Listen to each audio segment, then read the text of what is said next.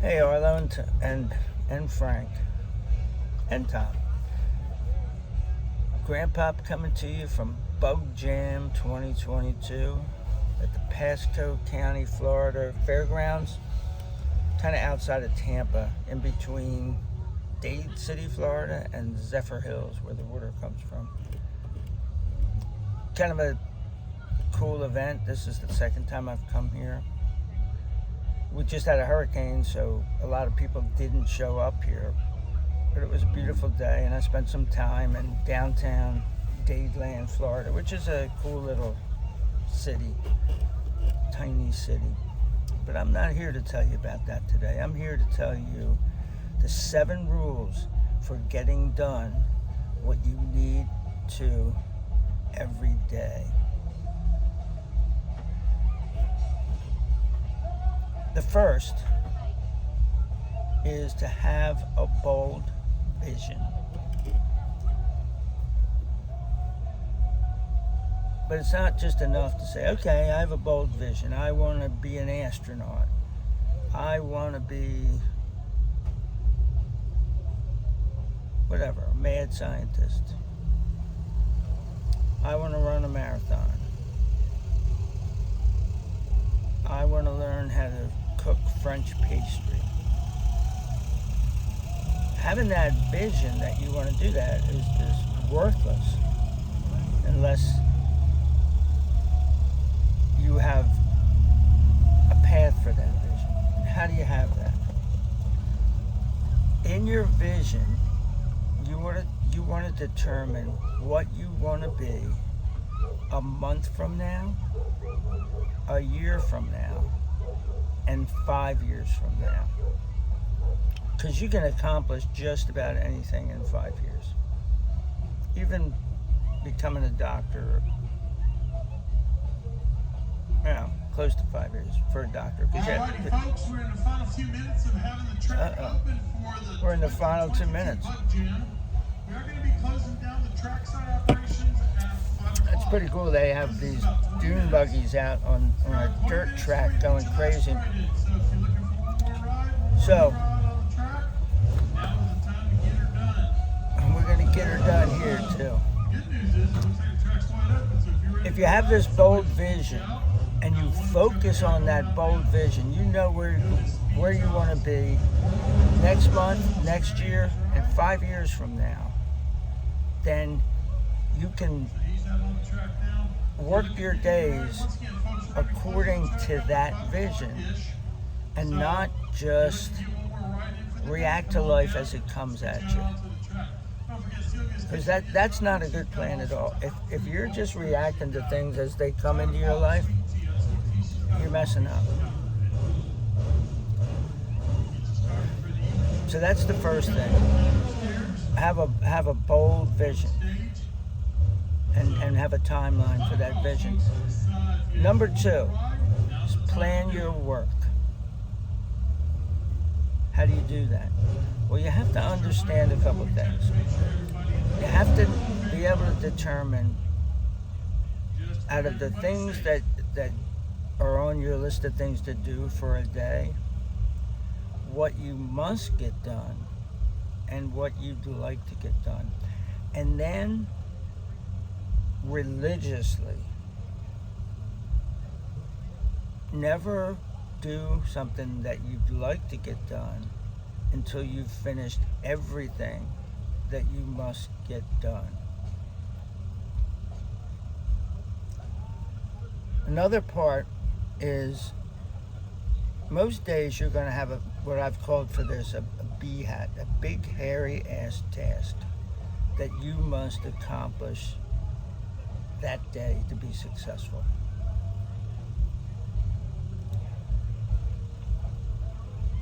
Things like that are daunting. They're scary. They cause you to focus on other things instead of focusing on them. Because you might start off and go, oh, this is just too hard to get done. Well, break it down into small, manageable bites and then attack the first one. And then knock them down one at a time until you're done that entire big, hairy-ass task. And then the third part of planning your work, and this could have fit into any of the 7, but it fits nicely in here, is know how to say no. Don't let anybody else drive your plan. And that's what they do. People ask you to do things, not for your good, but for their good. And that's fine. You're going to ask people to do things for your good and not theirs. And sometimes you'll do those things for people, but only do them when it also helps you. And unless it's somebody who you are beholden to, that you have to do something.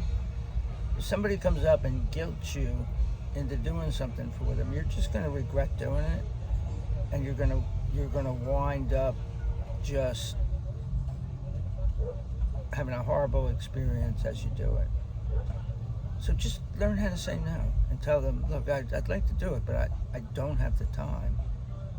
I wish I did, but I don't have the time, and I'm sorry. The third thing, and this is something that I'm guilty of a lot of times, is don't overplan. You want to have a plan, but you don't want to overplan, because that's part of procrastination.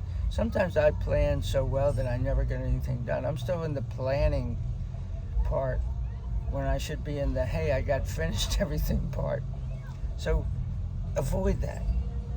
Avoid everything that causes you to procrastinate, to not get done what you need to get done by doing other things that aren't as important. Because that's what we do. We go, oh yeah, this is very important, and we do it, and it turns out that it's not very important.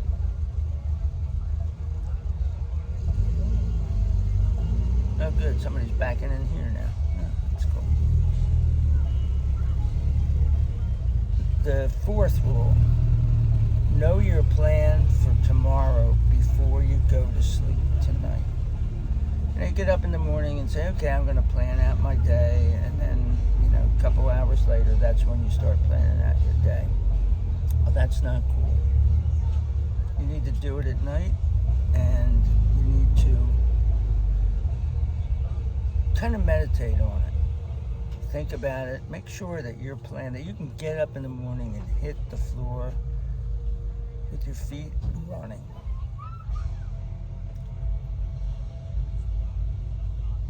The fifth is to get one major thing done before you have your coffee or have your breakfast or read a newspaper article or whatever it is that you get up in the morning and I'm no good until I had my coffee. Well, get one important thing done before you're good. You'll see, it works. One thing that you don't want to do is look at your B hat and go, oh, I've got this big hairy ass task to get done, but I have these other things to do, and they're important and they're easy, so I'm going to pick them off first. Get all of them done. It makes you feel good about yourself while you're doing it. Ooh, I'm getting a lot done. But trust me, at the end of the day, you're not going to have the B hat done. You're still going to have that big hairy ass task to do tomorrow, and you should have gotten it done today. And just like having your coffee, stay off social media or whatever your little thing is that you do that wastes your time. Just stay off it. If you can't stay off it all day, at least stay off it until you've gotten one important thing done. The sixth rule is don't multitask. Most people, to get their job done or their whatever it is, whatever goal you're trying to achieve, whether it's personal or at work, there's a good possibility that you're sitting in front of a computer to do it.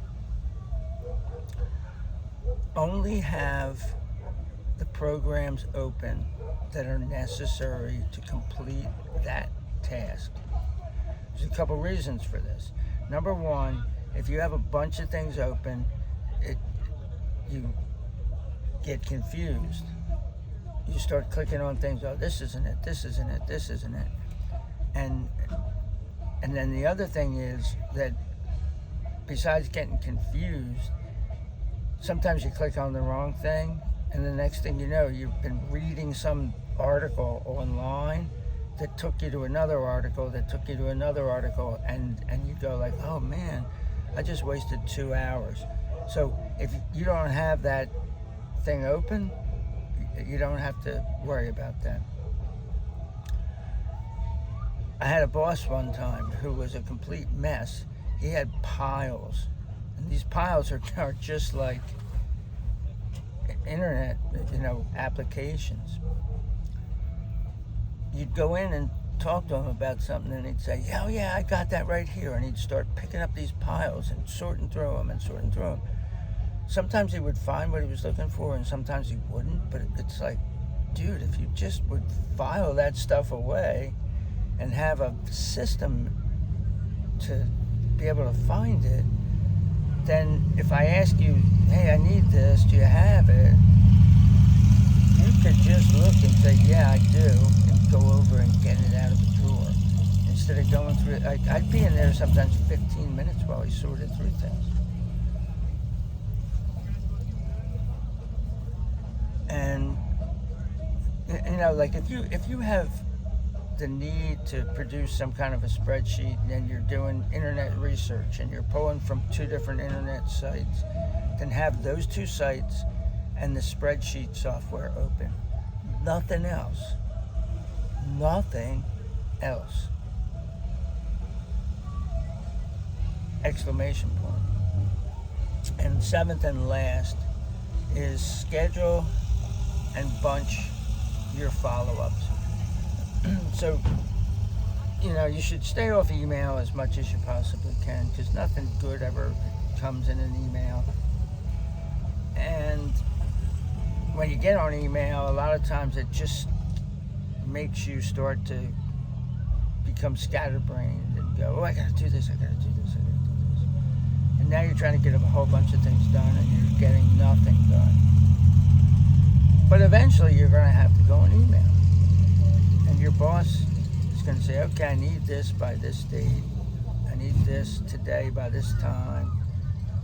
And so you need to schedule those things